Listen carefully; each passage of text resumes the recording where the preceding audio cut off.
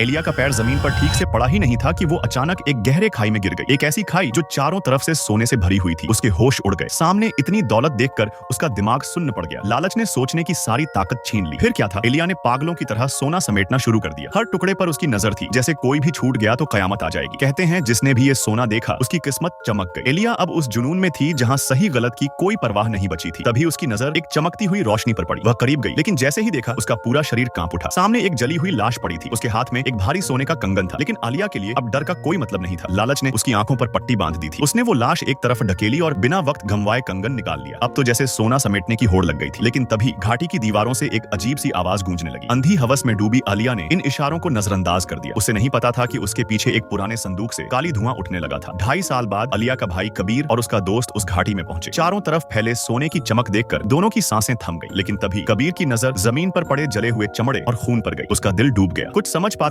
उससे पहले ही कुछ बेहद खौफनाक घट गया।